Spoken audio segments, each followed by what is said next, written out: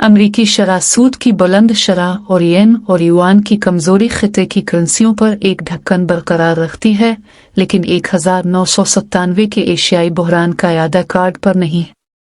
ज्यादातर एशियाई करेंसियां 2024 में अमरीकी डॉलर के मुकाबले में गिर रही हैं और यूएस फीड फंड्स की शरह 22 साल की बुलंद तरीन सतह पर फंस गई है। ऐसा नहीं लगता कि वो जल्द ही किसी भी वक्त वापस आ जाएंगी।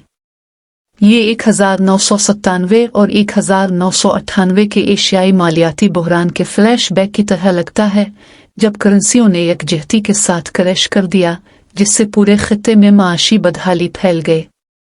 अगरचे इस बार ये इतना बुरा नहीं होगा क्योंकि इसके बाद से बनाए गए बफर्स की वजह से नई कुव्वतें चल रही हैं जो मुख्तलिफ किस्म के मसाइल का सबब बन सकती हैं। एशिया की दो एंकर करेंसियां जापानी येन और चीनी युआन अब कहानी का एक बड़ा हिस्सा भी जो एशियाई बहरान के दौरान नहीं था।